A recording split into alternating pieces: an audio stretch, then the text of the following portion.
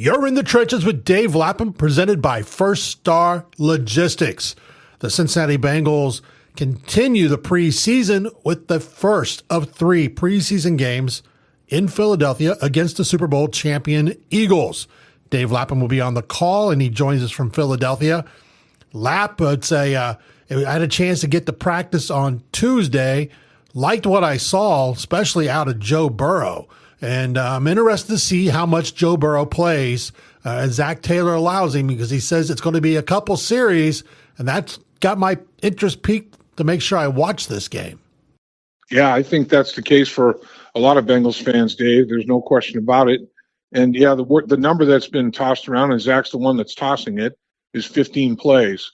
Now, 15 snaps would be a couple of good series. You know, you could 8-play drive, 7-play drive. Hopefully both of them end up with points on the board, and sit Joe Burrow down and call it a night's work. And probably a lot of the normal starters for the 2025 season will sit down with him, and then just put it in the hands of others to go out and play well and finish the football game.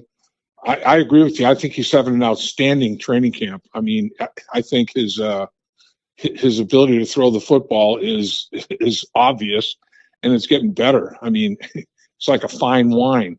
Every single year, every single year that he works from the prior season, he's better. I mean, his mechanics, his accuracy, his footwork, the ball comes out of his hands so fluidly, and he just from last year to this year, he played exceptionally well at the end of the season last year. He was throwing the ball better than anybody in the National Football League, and he has picked up right where he left off. I mean, there's no ramp up or anything like that. I mean, he is just out there proficient. I mean, he is executing at an extremely high level.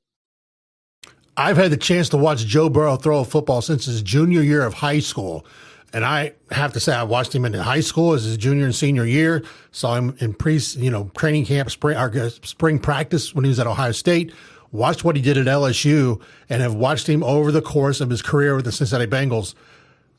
I'm telling you, you can tell the difference between Joe Burrow throwing the football and any other quarterback that's in camp with him right now. Yeah, he's an amazing athlete to watch perform his craft. I mean, it's like an actor that is best suited for a particular role, and the producers and directors know it, and they pick that actor because they know he's going to excel. It's built for him. It's made for him. It's handcrafted for him, and that's what throwing the football is for Joe Burrow. Joe Burrow was born and bred to throw a football. I mean, the guy, his gene pool is conducive to going out and throwing a football. Accuracy is the name of the game. I mean, he puts the ball exactly where he wants to throw it, and puts a lot of mustard, a lot of zip on it as well. He's got some RPMs to that throw, but he does. I mean, if he wants to hit you 40 yards down the football field at your right shoulder, he'll do it. If he wants to hit you in the navel, he'll do that. If he wants to hit you in the left kneecap, he'll do that.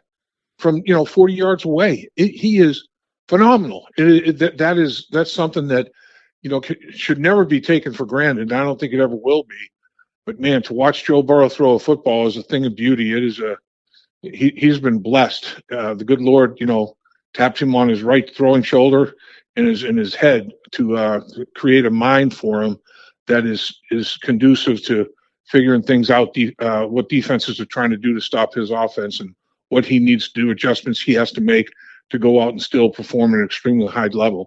And Joe Burrow has it figured out. Joe Burrow has the quarterback position figured out. While we know we're going to get a chance to see Joe Burrow, we do know Dax Hill, B.J. Hill, Cam Taylor-Britt, Mike Gesicki are not expected to play at all.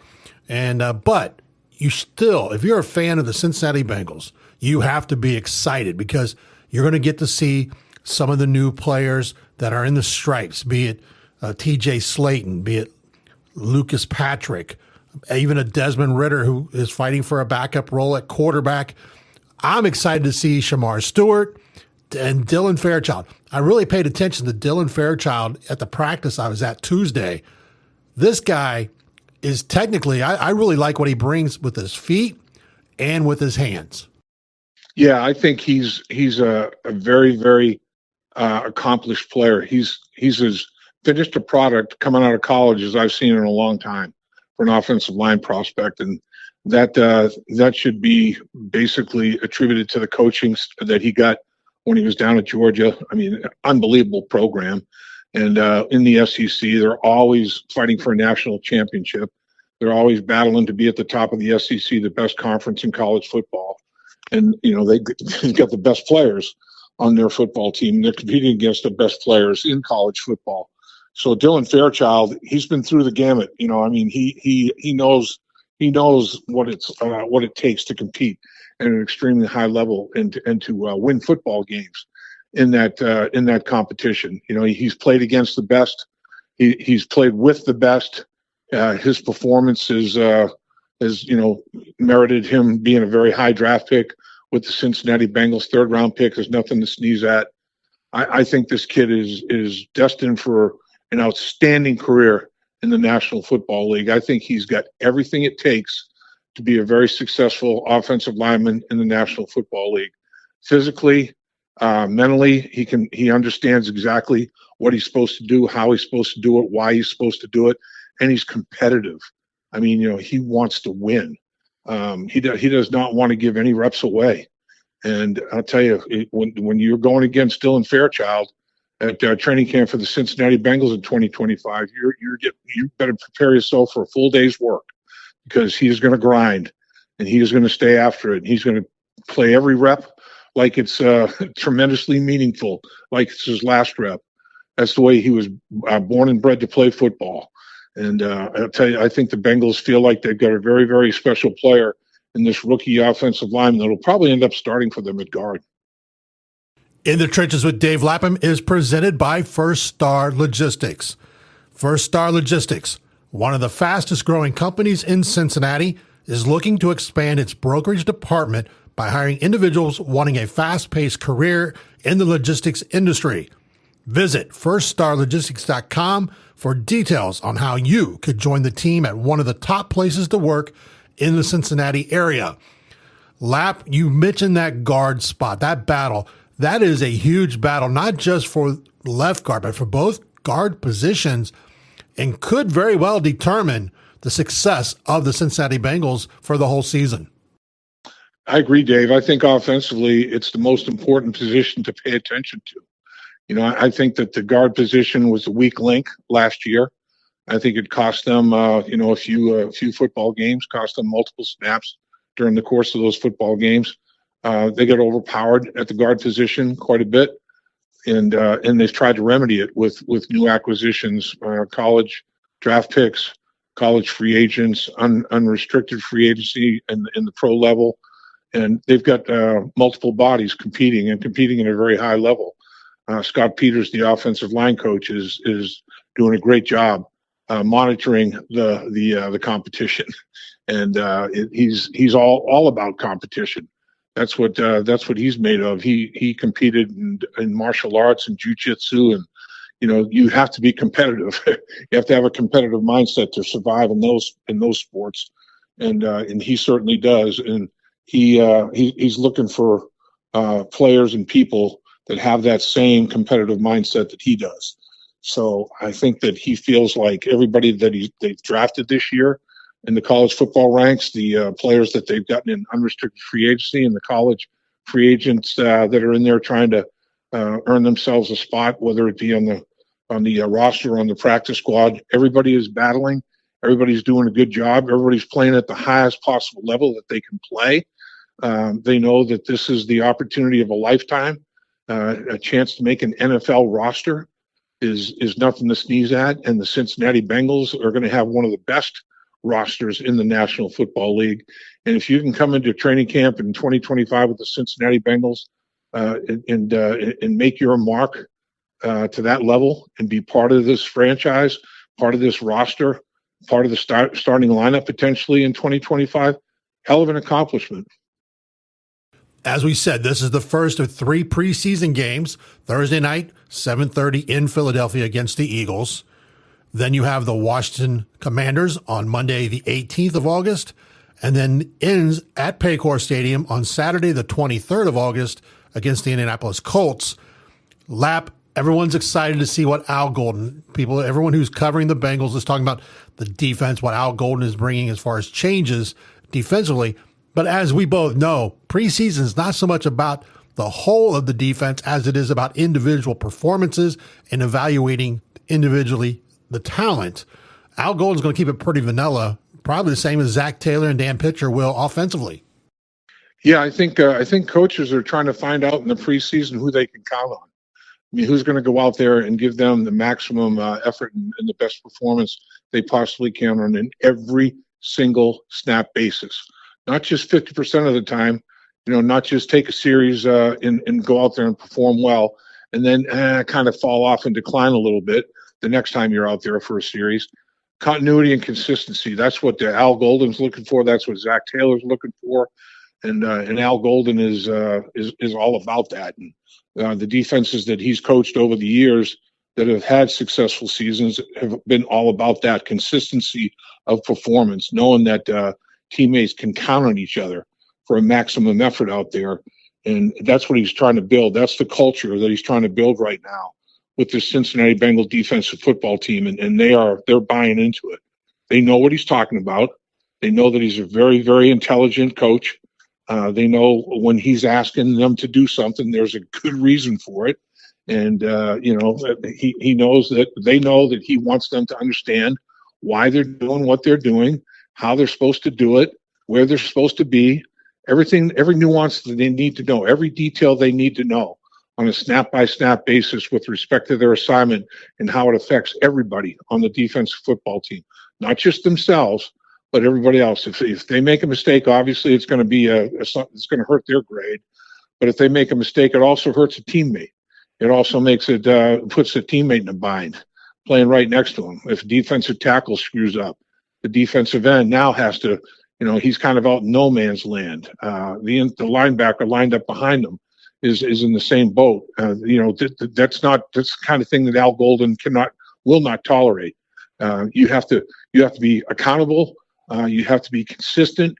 You have to know exactly what you're doing, and he's going to make sure of that. No question about it. Al Golden is all about detail. Lap, I know for myself, my key things I'm going to be watching Thursday night against the Eagles for the Bengals. Offensively, we talked about the guards. I'm interested the backup tackles. Who's going to be behind Orlando Brown Jr.? Who's going to be behind Amarius Mims in case something would happen? As we know, the NFL season's long. And defensively, I'm really interested to see what these new, young, rookie linebackers bring to the field. Yeah, Dave, I think those are all good things to watch and pay attention to.